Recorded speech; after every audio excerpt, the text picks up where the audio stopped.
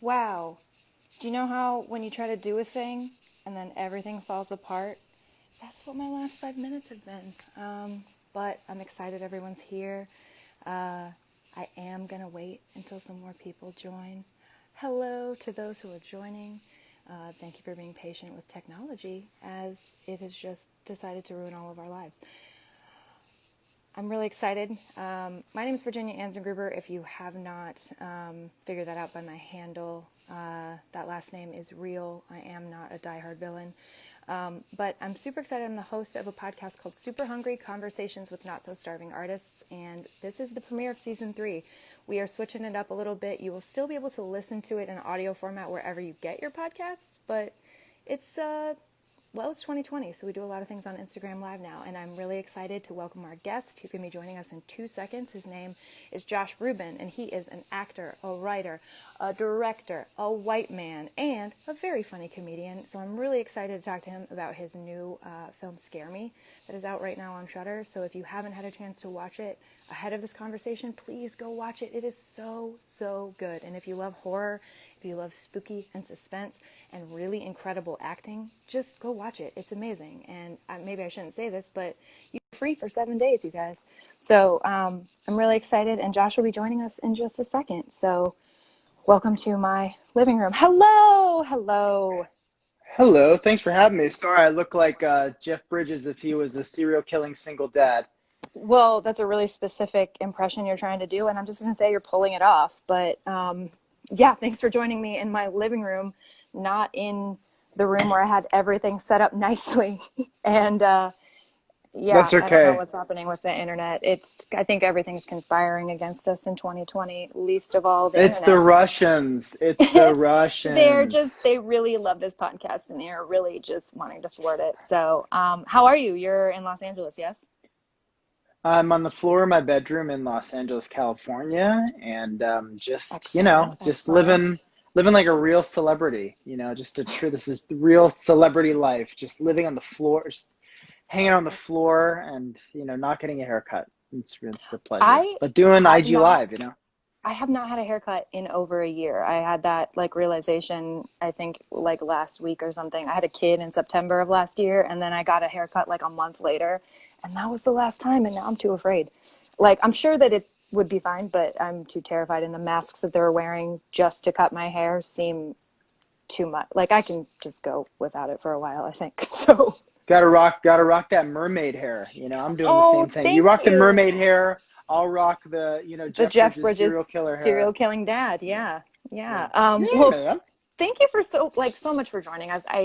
I watched your movie last night and I had it on my sort of, to watch list. And so I sat down and I cannot tell you enough how much just from beginning to end I thoroughly I remembered how fun movies are, how fun it is to enjoy things. And I mean, it's hard to enjoy things right now. And so just thank you for creating something that, really gave me like an hour and 45 minutes of just like being fully in the story. The acting was incredible. The writing was so incisive and funny and spooky. And so I have so many questions relating to the film, but I think I'm a huge fan of yours from a long time ago. I think I first heard you on Pete Holmes's podcast, and just ever since Oh then, yeah. I've just been, just telling people to check you out, and I just think you're so funny and kind, and I just really I'm so grateful that you're here. So thank you, and thank you for the movie. It was truly like a blast, and I can't wait to watch it again. So.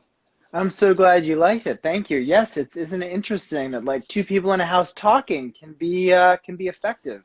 We Well, don't need and all the Marvel edits.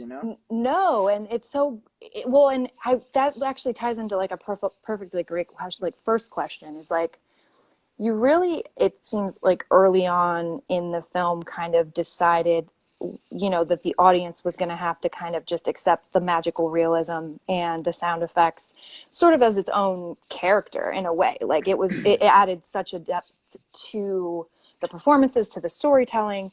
I'm specifically thinking about, when Aya's character says, and the door opens, and then the door opened, and then she goes and closes it without even sort of a wink to the camera. I loved that. So how early on in the script writing did you kind of decide, okay, we're really going to just like lean into this magical realism. We're going to lean into the sound effects being so heavily used for the storytelling in general.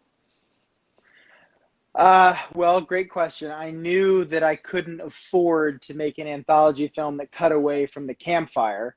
So, and I also knew that the rule of the movie was going to be that, the more committed they get to their stories, the more in flow they are. Just like if you were Mm-hmm. listening to a regular story, you get enwrapped by it, the more they come to life. So I knew that was going to be kind of a rule. I feel like it's a little messy. I feel like the rules are a little blurred and intermittent, but I feel like if we were to, pull the whole thing apart, you could justify like why Fred sees a werewolf hand, why that manifests to be one of the most fully realized sort of creatures. He's a very male uh, character in his emasculation in the face of a woman's greatness, sure, but also it's a very male, very primal creature that sort of Mm-hmm. comes out via his raw talent. Whereas Fannie is a more skilled, a little more graceful, and her story kind of manifests accordingly. So I knew going into it that like, okay, let's make the edge of this film. Let's make this film edgy. Let's make the thing that's going to make this thing tasty to watch and hopefully rewatch. Like, be that it's a sound designer's movie and a composer's movie and an actor's movie. So I think I knew pretty early on that's what was going to separate it from other kind of anthology movies. And yeah, it's been really cool to see how minimalism can be effective. I'm a big fan of like Yorgos Lanthimos and Yeah. Oh, The movies Lobster is like such a good Insidious movie. even. Yeah, exactly. And Killing of a Yeah. Sacred Deer and Dogtooth. I mean, just holding on the corner of an asymmetrical image of like a weird wall and like odd characters, barking or something. There's Yeah. something so effective about weird choices and that kind of irregularity. So here we are. Well, I loved it, and Sundance loved it, and Shudder loved it. America has loved it. I think like I really and again like fangirl moment, but like having followed your career for a while, like knowing your stuff from College Humor, knowing how you kind of have integrated the life of just like your character in the movie. I'm an actor too. Mm, You act, you direct, you write. I think it was really cool to see a vehicle that like fully seemed to play to your strengths, like in so many ways. And I really like, I'm a big fan of your impressions. Christoph Waltz eating an avocado is something my husband and I say to each other. Probably too much. We'll just kind of be like, never what you too can't much. do with an avocado, keep it crispy. Like, It's never too much with the cream. Yeah. Uh, but I loved that this was something that kind of was layered because you did have bits of, doing Jack Nicholson a little bit in The Shining, but then you got to do so much of your sort of like innate sound effects that just come from you. And I thought that the way that Yeah. that kind of wrapped into the storytelling was so, so smart and was like such a great vehicle for people to see kind of like how multidimensional you are.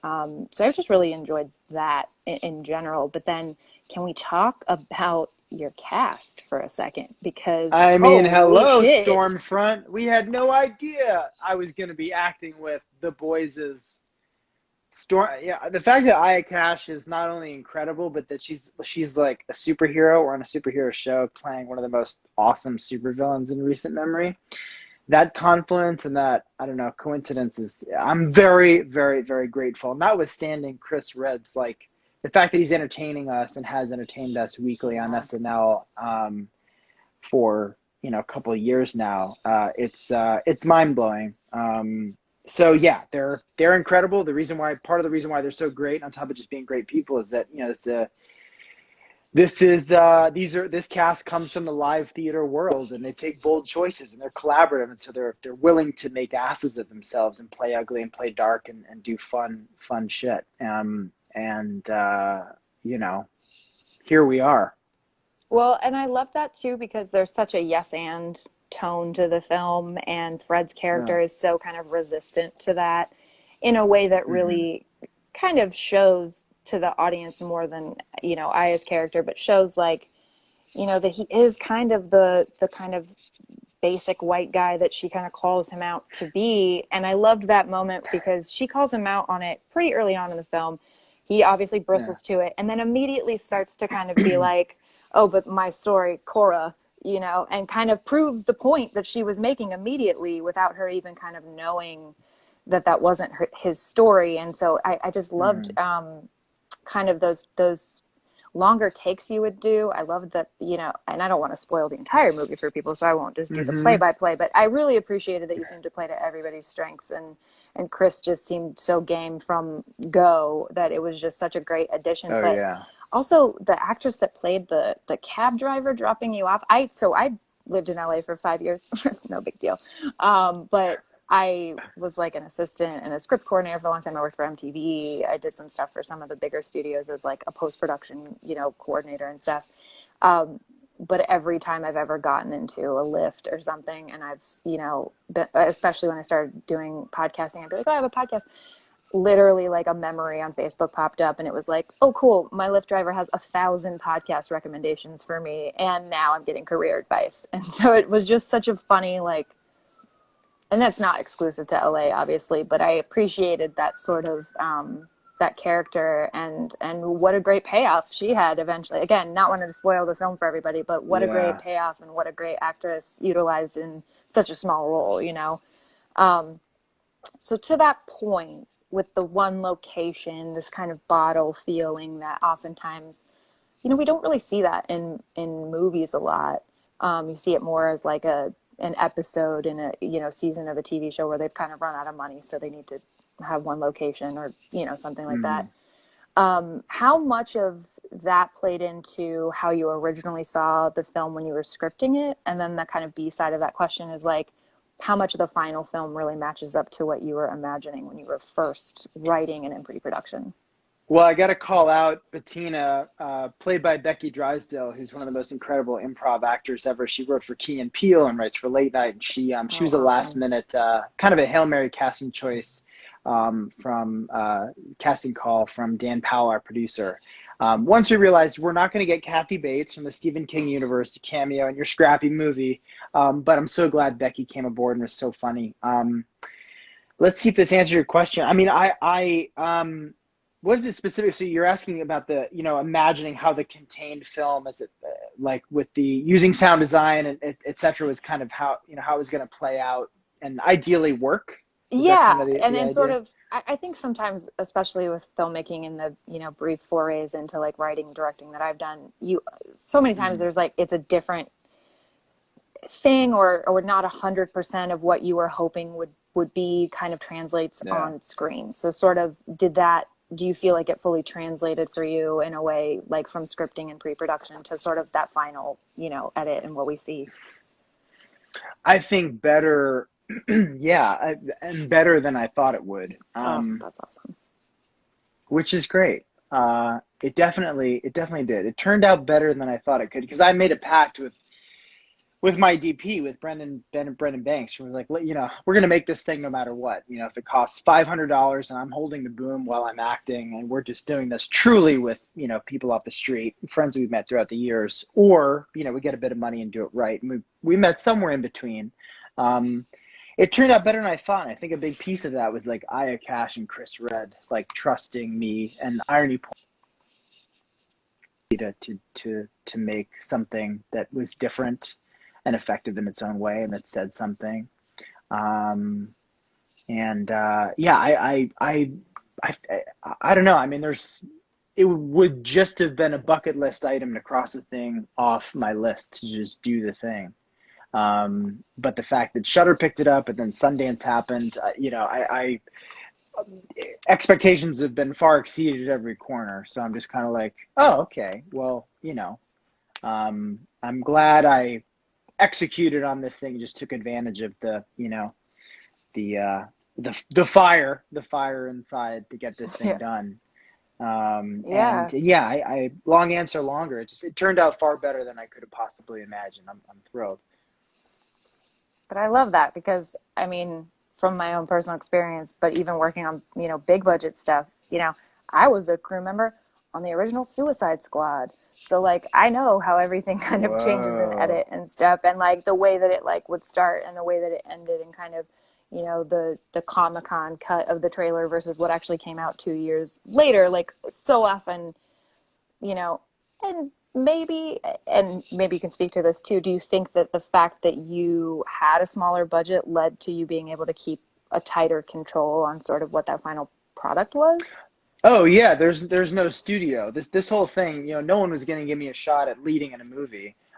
So this whole thing was going to be like, okay, well, I'm going to make sure I get to write a part where I can do a Crypt Keeper voice and walk around like a troll, and that I get to work with, spar with an actress that wouldn't be in a sexualized role, that would get to do similar stuff to me, and yeah, and you know, because I'm one of the investors in it, stinks of my sensibility, and would be the kind of thing that I would want to watch and that I would want to put on to kind of like, forget about the world a little bit. Hey Rosa, what up, fam? But so yeah, luckily I didn't have to answer to really anyone. Were there questions along the way? They were great. I mean, that's the value of like putting your network together to like make your thing. Like the best thing you can do if you want to just make a thing is just surround yourself with people who you trust and trust you, and won't undercut you, like won't be afraid, won't try and compete with you or Yeah. question you to that kind of overly critical place, that poisonous place, that toxic place. It starts with like getting your crew together to make stuff and trust each other to make stuff. And then you'll fuck up and then it'll be, all good, no matter what. So I was able to do that with this crew. And these people who just, who were down to trust me to make something kind of different. And here we are. I'm glad that it's like landing with people. And I think it got made as fast as it did because I wrote angrily about the state of the world, like, stuff that was happening in lieu of Me Too, certainly, but also in the kind of guys I was interacting with in my field, or conversations I was having with women, or dealing with toxic gender dynamics. Guys who can't self-soothe in the face of a woman's greatness. That's a really fun, specific, nuanced uh, detail that I wanted to go after that in this type of a dude. And yeah, it is everything. What up, Freddie? Hi, Rabia. Rabia's an incredible producer. I just did Freddie's podcast last night. Oh, What up, fam? yay. Hello to everyone. So there's something about the film, and again, I don't want to like give too much away for people. I'm assuming a lot of people that are watching or listening have seen it, but there's something that you did with the writing of the character of Fred, Yeah. specifically, that, to be honest, for the demographic, you kind of are taking a real hard look and kind of shining that lens back, sort of that idea of toxic masculinity, not necessarily just white men, but especially with men in the creative field, presence of strong women. There was so much in the that really kind of showed Fred's emotionally incrementally, and so much self-awareness entirety of the film, but I really appreciated and kind of the turn sort of the intensity of the self-awareness kind of coming back on Fred, not as a deflection, not as a defense mechanism, but as an actual real realized conversation, that happens much later in the film. And I just, I mean, this question is really apropos of nothing, but it's sort of with the state of the world the way that it is, right? Like there's so much about equity and inclusion and diversity that we all, and especially us as like white folks, need to be, moving the needle as much as we can. How important was it for you in the scripting of this film to kind of not pull any punches with the character of Fred while embodying this person, right? Like you had to kind of make it to where the audience could empathize with him for a little bit, but then also you didn't really seem that interested in empathy being the audience's main connection with him. And so that was, I think, a really brave choice, but also kind of, I don't know. I mean, again, I guess you kind of already answered it with you're an investor of the film, but what made you decide to just fully be like, I am committing to this character and this dissection of who this person is in the world? Oh, Virginia, you're breaking up just a teensy bit. I don't know if there's anything to tweak on your guys' end. Oh I can kind of hear you no. coming through, but oh no, it's okay. I can still make out more or less what you're saying, but I just want to. It's not for some reason suddenly not as clear as it was, but I'm adjusting on my end. I'm Um, I'm gonna literally sit I next to my still router and hope that that works. um Can you hear me? yes, definitely. I can hear you. It's just a little hello, how are you? Little ex machina, but Oh, I think we'll be I okay. was just Um, yeah, I was just doing my but Andor impression. I I've been got watching a your lot of Star Trek. no, I more or less got what you're saying just about Fred. I mean, I honestly the for anyone who hasn't seen the movie, we're gonna get into a little bit of spoiler territory. So I'll just try and hi Matt Ruben. I'll try and speak around spoilers best I can. But I didn't want him to be some sort of a light switch psychopath. It's more interesting to much clearer picture by the way. Hi. It's much more interesting to to show something that's a little more gray area tonally and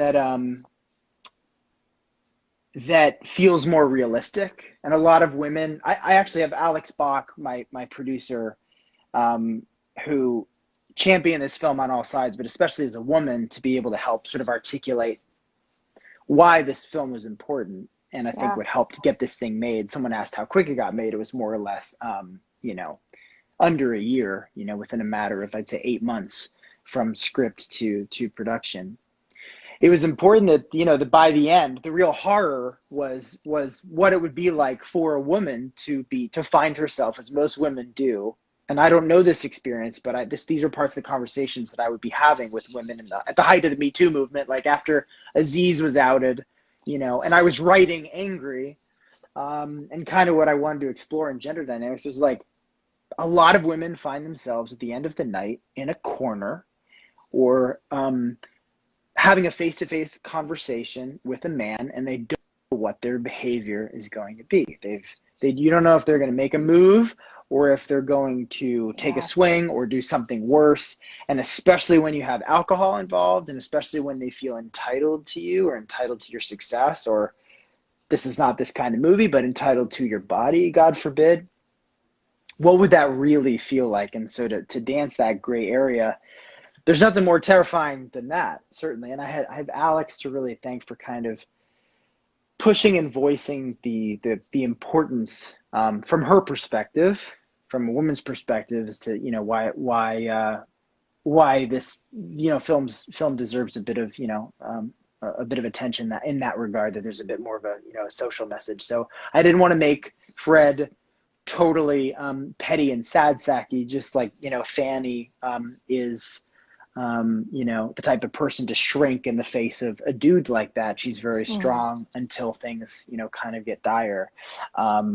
So yeah, I think it was important ultimately to make Where Things Go in Act 3 feel like real life. There's nothing more terrifying than that. I'm the first one to be like, I've had a lot of, you know, guy friends in my life. A lot of guys on here, Kevin, hi Kevin, Corrigan, would probably agree. Like a lot of guys are shitty. A lot of men grow up shitty. I've done shitty things and had shitty thoughts, and obviously that it transcends gender. But men ultimately were brought up by our mommies and our daddies, especially as like white boys, to be entitled to a certain degree of success. And when we don't receive that kind of success, I don't think we've been taught how to really self-soothe in the face of that, which is the interesting thing about Yeah. Carlo. I didn't know that Carlo is going to be played by an African American actor, but it Hmm. compounds, it adds to where Fred goes to be the third wheel, not only of a man who, you'd think like, I'm more successful than you. You just deliver pizzas. It doesn't matter. He is comfortable in his own body, and He was able to um, jump in with Fannie right away to do the acting right, that Fred can't. That Fred can't right, let himself. He kind of continues to kind of and you kept. There were a couple lines that Fred would repeat that I thought were really interesting. Of sort of like, well, I don't really know where the story goes from there. I don't really know yeah, story wise.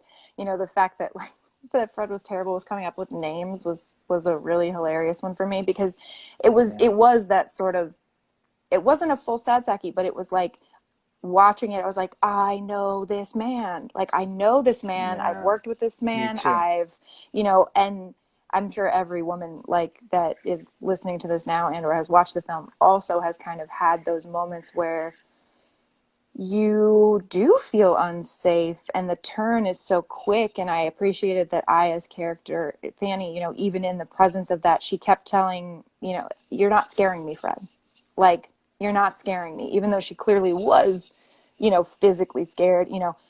I appreciated how strong her character was, but I also Mhm. appreciated that, she was meeting Carlo where he was, for him, like, she wasn't seeing him as just a pizza man, right? Like, they were friends. Like, what did he say when he was like, I don't know, you could just like sign the autograph of like, we hung out and I got you pizza and we did coke together. I was like, you're the writer, you're the writer. And him saying that was such a different tone than Fred being like, well, I'm not a professional writer or I'm not a professional actor, using it as a defense when it suited him. Right, But, right. even in the first scene to, the cab driver, that's this, Sly being like, well, I'm an actor too.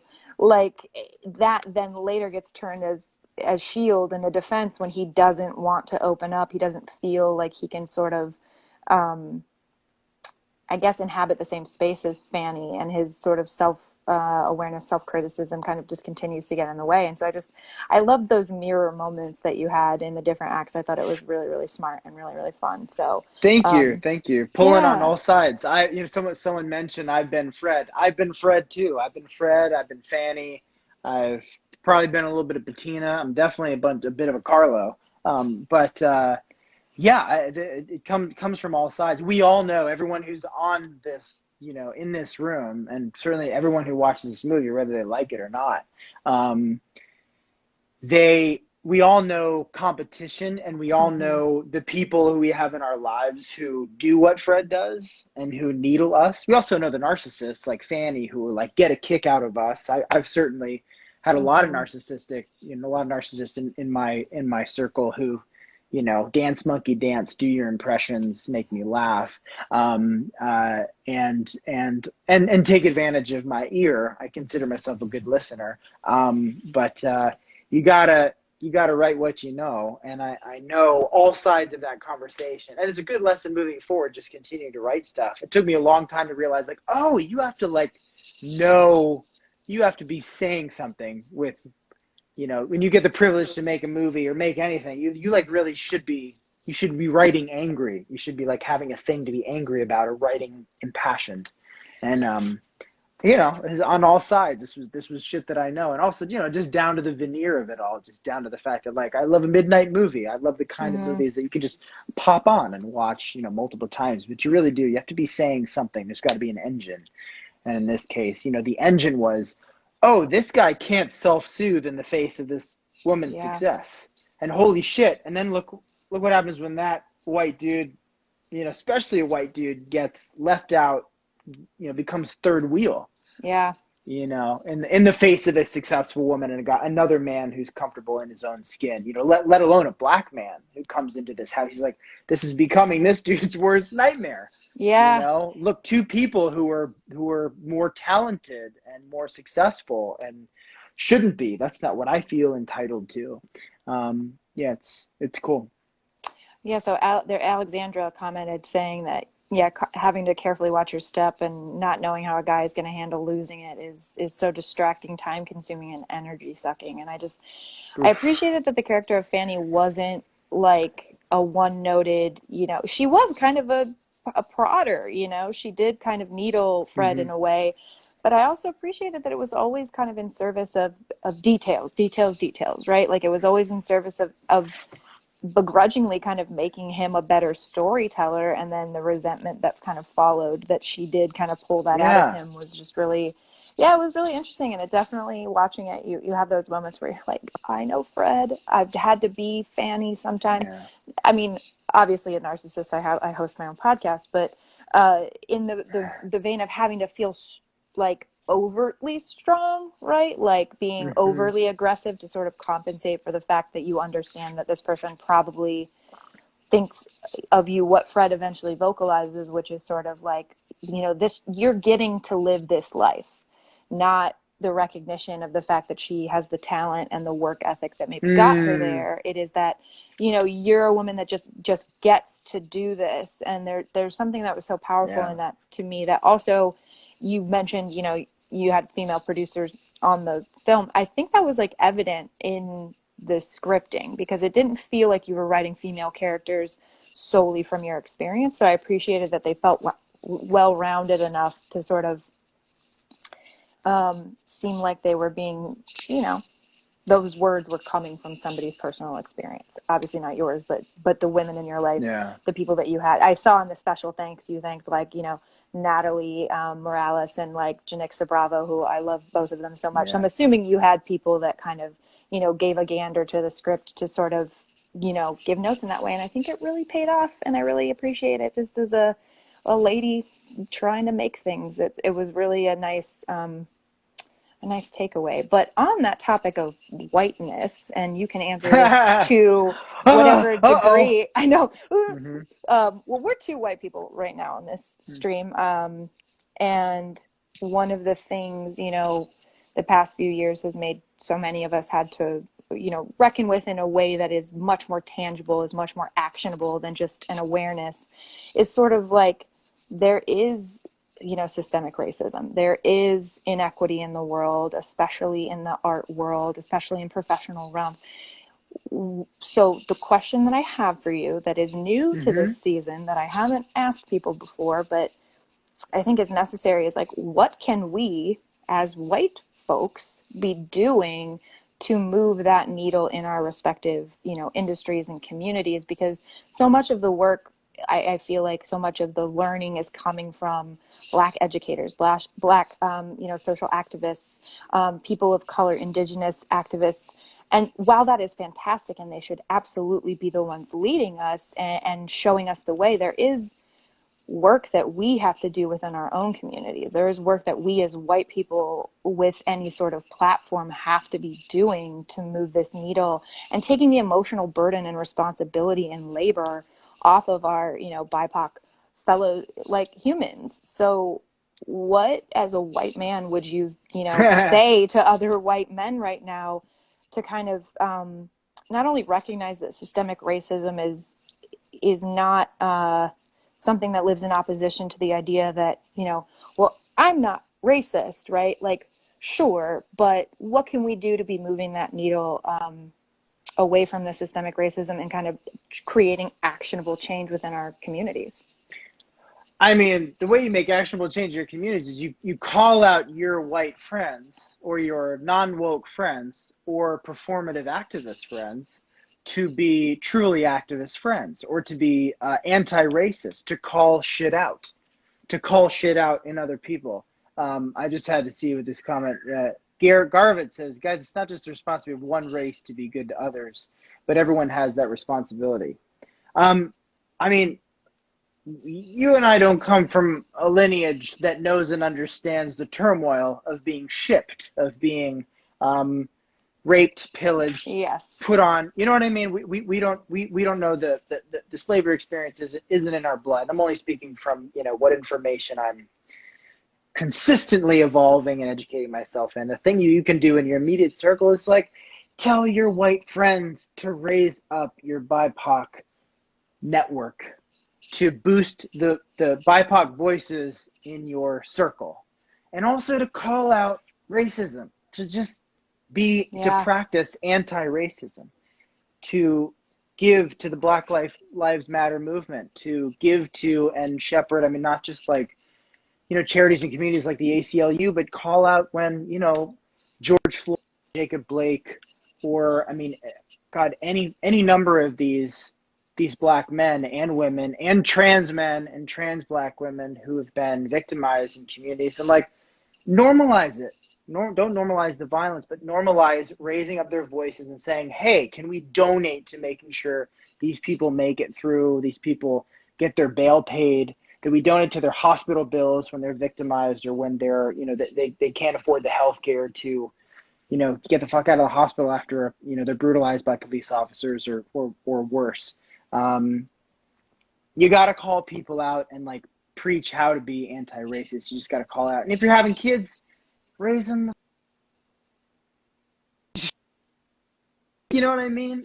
I'm learning at every corner. Yeah, This morning I yeah. learned uh, my buddy Shannon posted something about what it means to be a gatekeeper, and a gatekeeper as a Hmm. term specifically for for white women. I didn't know what this term was. We're learning new terms all the time. Just got to deal. It's 2020.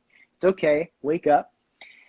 But about what a gatekeeper is, especially from her standpoint, what she posted from the standpoint of being a white woman, and that essentially that you are a gatekeeper, that you want to do your best to not oust people of color in your circle from opportunities that can move them up the ladder, opposed to who you feel inherently might be entitled to move up the ladder in your white circle. So learning that Yeah. terminology, just kind of keeping up on just keeping up on your education, raising up voices in your circle, Yeah. and giving your money, putting your money where your mouth is, but calling it out, my God, like calling it out, normalizing standing up for it, and not just performative. Don't just like buy the t-shirt. We've all bought the t-shirts, Right. but you got to go a little We've bit all put a further than black like buying a square. t-shirt. Yeah. Yeah, don't not Yeah, let's not with the exactly. black square. You know what I mean? Yeah. We're done with that. Yeah, no, and it's been an interesting sort of evolution and education for myself this year because it's not like a lot of my background professionally, I actually just got done. I spent 3 years working at a pluralist church in West Michigan. Never Mm-hmm. would have thought that that would have Mm-hmm. happened, but sort of the immersion really into these ideas of diversity and equity and inclusion and anti-racism being things that were just normalized in the workplace to talk about and normalized as goals to be set both internally and externally. Mm-hmm. I had never really been in an environment like that before. I had Mm-hmm. never really, as a white woman, I think it's very easy for us to kind of lean on our gender experience more than our cultural experience. And like you said Mm-hmm. before, it's like we don't understand or have any frame of reference for what it's like to have our entire identities and cultural identities stripped. No. So the idea that I am a woman and I'm a queer woman, so there are intersectional spaces that I live in. I'm still a white lady who can kind of, for the most part, like live my life fairly unbothered, and that Correct. is, yeah, Correct. that's a hard Correct. thing to swallow because I think the idea of struggle being something that is a zero sum game or sort of like, well, you don't know that I grew up poor too, right? I feel like that's such an impeding it's such a stumbling block for white folks to really understand that all of the things that we're talking about right now, they don't discredit your own lived experience, but what we're saying is you have to kind of go past that into the realm of other people's lived experiences being trauma that they're still and continuously healing from because they're probably still dealing with it on a daily fucking basis. Fuck yeah! I gotta mention, not to cut you off, but my friend Garvit Chaudhry. You're mentioning Polish people, and you're mentioning the plight of the Polish people. Um, Not to discredit or not to diminish the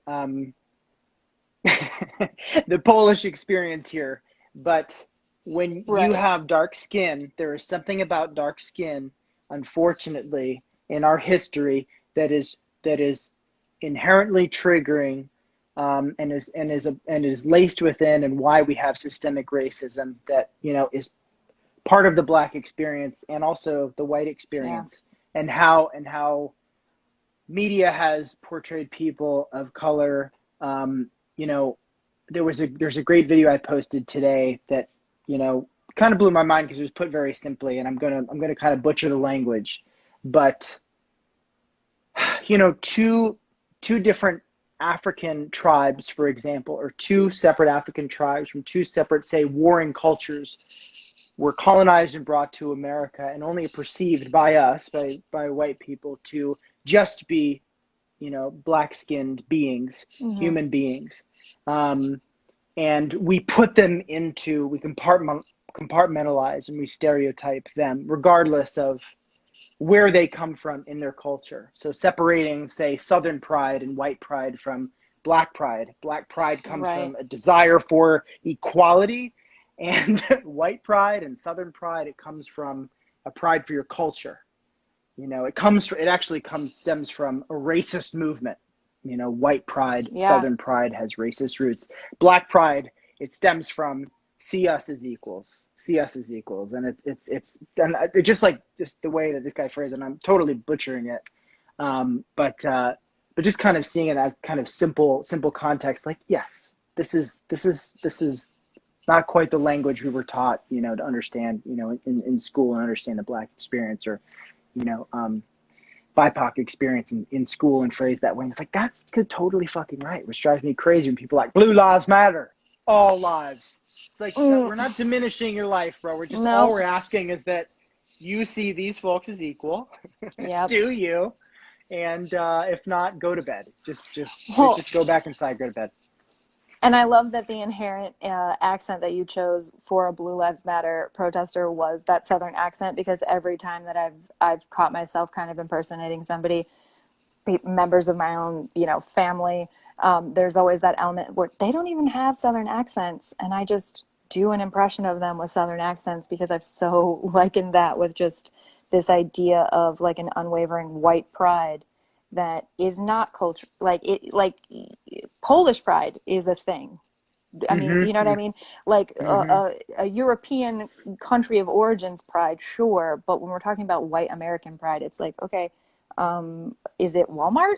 Like, is that what we're proud of? Like, what are the things Mm. that we're talking about when we talk about that? It's just an interesting thing, and really a weird off topic, place to go with the podcast. But I kind of, COVID, has been a lot this year. And I think part of that has also made me reframe the very small platform that I have, and kind of realizing that, like, yeah, it's great to like talk about what it's like to be a working artist and like the struggles and all of that. But we're also kind of in a place right now where a lot of industry is at a standstill. A lot of what we Yeah. know about practicing the art that we are involved with is kind of at a standstill, or it's slowly making its way back in. So in the absence of the things that we have that have typically defined us, how do we redefine what we've been, who we are in the world? And so a part of, I think, this new season is going to be me just like really trying to get to the bottom of that, but not asking my BIPOC friends, because God knows that they've done enough work for us. It really does have to come from, It's not their job to it's educate you or no, me. No. it's not their job. And the wealth of information that is out there is on us now to go find, because we all have the internet, some of us very poor, like myself, apparently, because it keeps cutting in and out. But we all have that opportunity to learn. It's just now on us. The onus is on us to actually take that and, as character says in the film, do the work, do the work Mm-hmm. and actually like show up and do the work. So, on a more fun, silly note, to just kind of fully 180 the tone, I'm Can you do super troll excited voices? about werewolves. Yeah, could you just do another just impression? Could you do Jeff Bridges again? That'd be real cool. But could you talk a little bit about Werewolves Within? Harvey Guillen is a mutual, I wouldn't say friend, but I've interviewed him as well. Oh, He was his, wonderful. yeah, I just got to interview him a couple months ago, for in and around the season finale of What We Do in the Shadows, and what a great guy. So can you talk a little bit about that movie, or anything you can tell us? Yes. I think I can say the following. It's uh only very loosely based on a Ubisoft game Yep.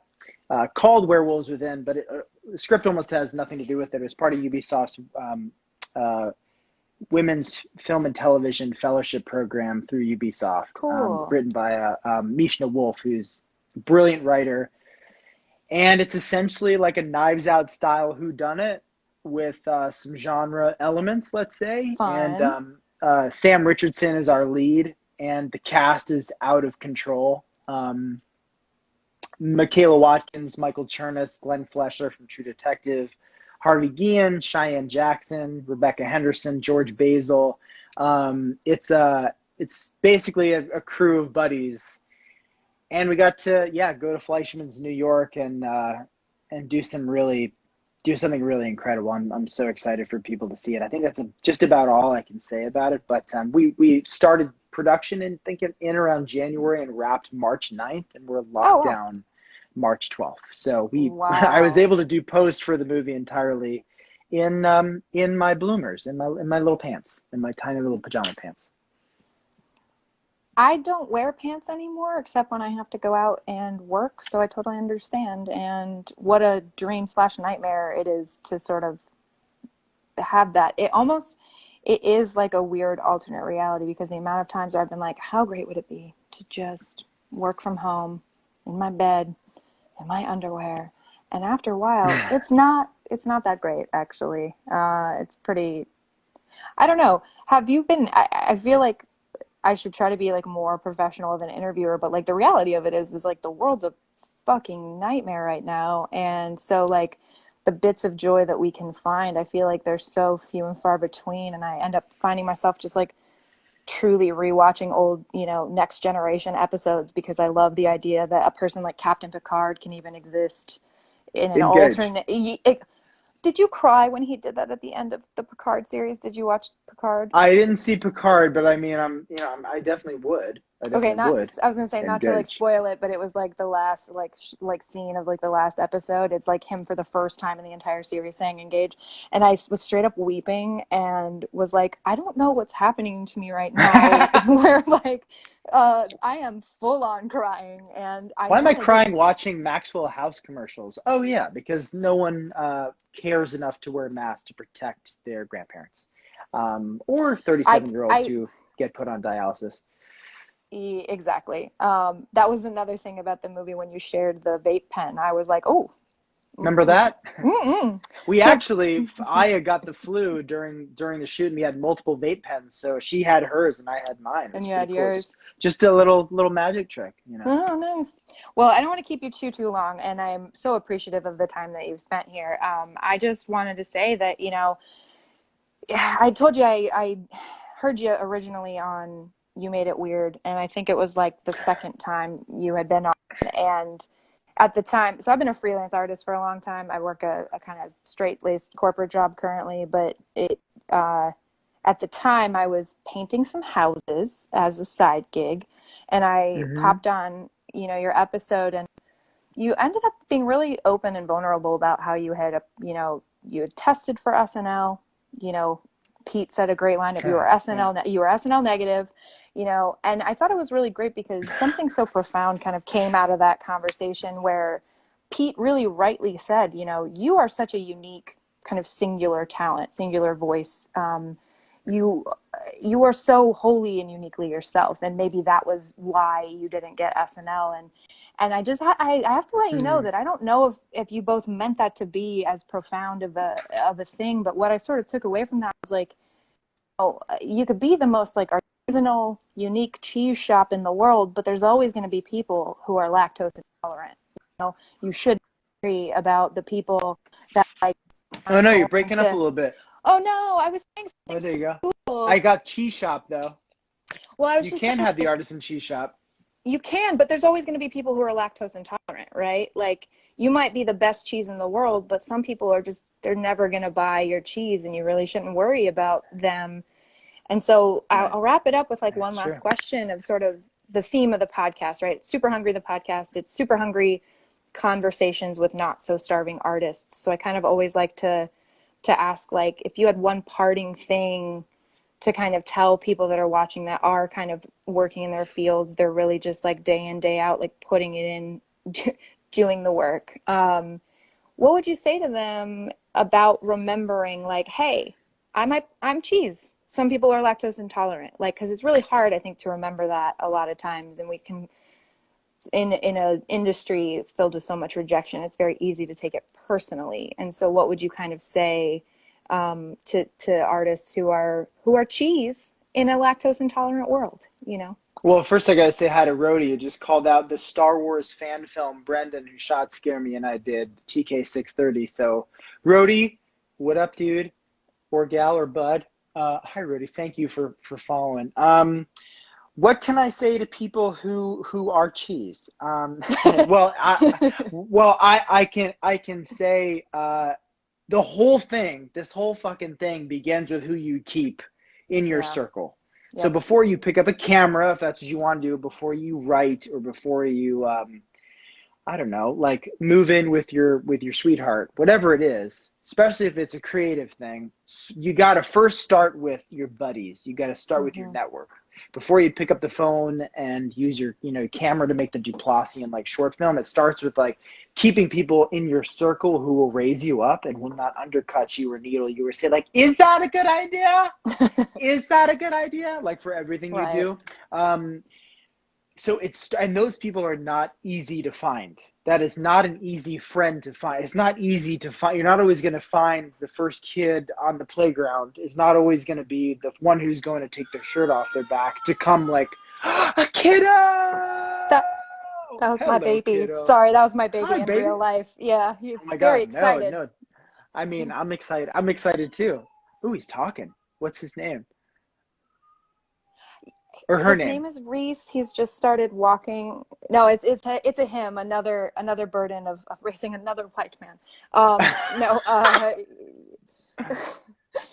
no, I am a new parent. I'm like, it is wild, man. He just turned one, trying to be like a person and also like a parent. And not that it's Yeah. apropos of anything, but I have been more trying to talk about it. I had a miscarriage like a couple months ago that was like fucking brutal. Like I almost Ooh. like literally at a certain point like thought I was like gonna bleed out on my bathroom floor kind of a vibe. And then there was like the fear of like, Whoa. am I gonna go to the hospital? And then there's like COVID at the, it was wild. But I'm finding the more similarly, like we said with other things, the more we talk about it, the less it becomes this like, I mean, it was awful and the worst thing that's ever happened to me, but it becomes less scary if we can just kind of say it.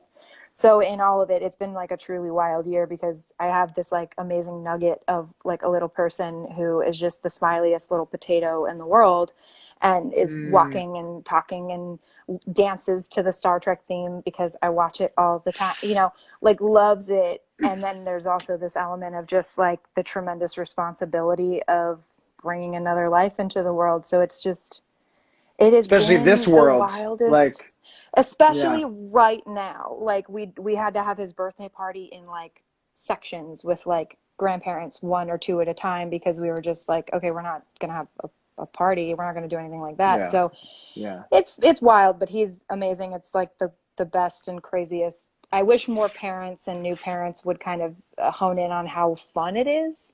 Like, yeah, there's always the like you're not going to sleep, but like, man, when that kid looks up at me and laughs because I made a fart noise with my mouth, it's the best Yeah. joke I've ever told in my Yeah. whole life. So, Yeah. I'm yeah. excited for that someday.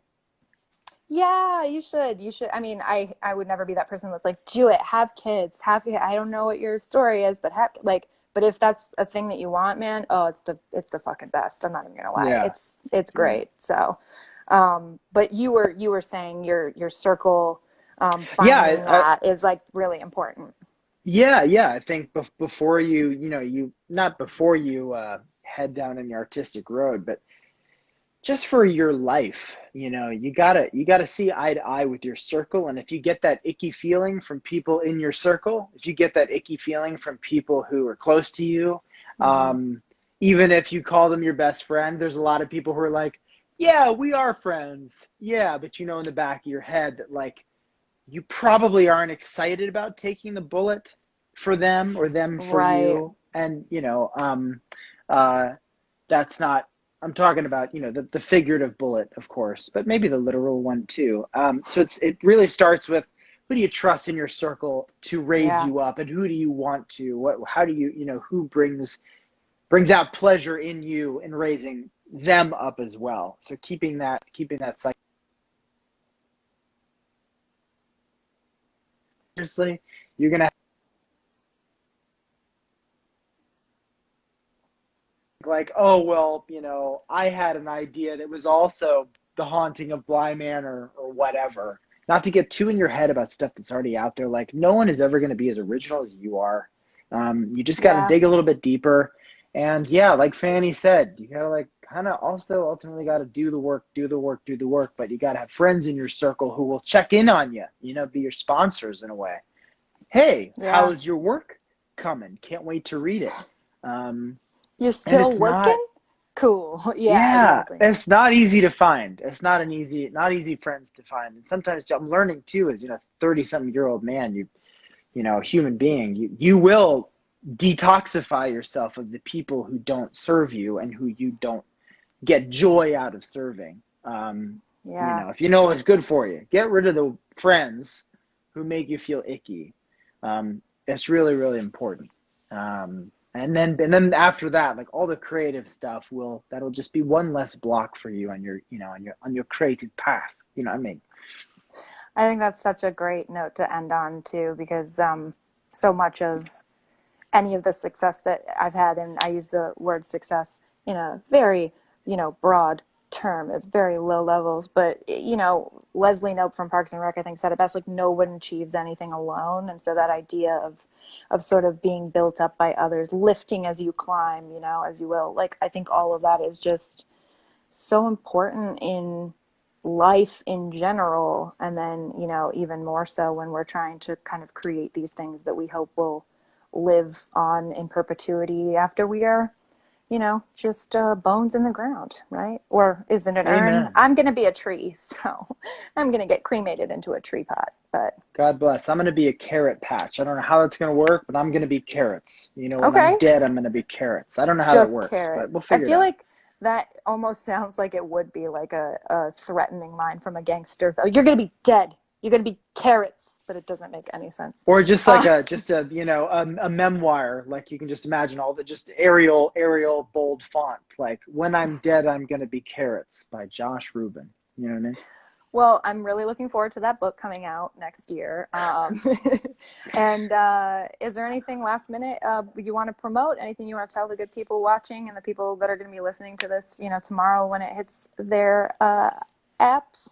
The apps, I don't know. I mean, raise up your buddies, learn to raise each other up, learn to listen to each other. You never know what's going on in other people's lives, even the ones who are like, shitty little teen trolls. Everybody's kind of hurting, especially right now. So Yeah. be sure you listen to folks, listen to each other, be good, hold your tongue when you need to. Got a Hudson Valley bud here. Yo, Clueless. Yeah, check out Shudder, and check out Scare Me on Shudder, and check out everything Shudder's got to offer. Such a rad, diverse array of films, and I'm so thrilled to be part of the family. And we're coming to VOD in December, right before Christmas. So choo choo.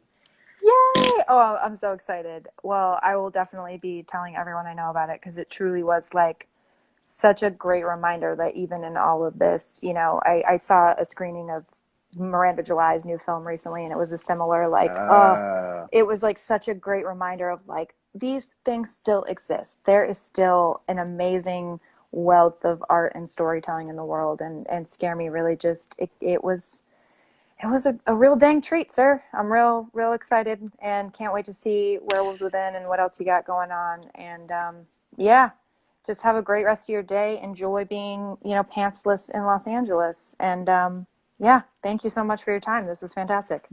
My version is Sleepless in Seattle, Pantsless in Los Angeles. Check it out. Billy Crystal and me. Thank you. He wasn't in that. Thank you so much for having me, Virginia. This was That so was Tom. fun. That was Tom Hanks, right? Yeah. Yeah, we'll figure it out. I mean, the Well, truly Pantsless in Los the Angeles was pleasure. Billy Crystal. Oh, sure. Or just like a lot of the people that are walking down Hollywood Boulevard. So you would, Yeah, it's it true. works. Yeah, it works. It works. Well, thank you Amen. again. This was, well, awesome. Have a great rest of your day. Thanks everyone for Thank tuning you. You in. too. Thank you, Bye. everybody. Bye. Bye. Bye.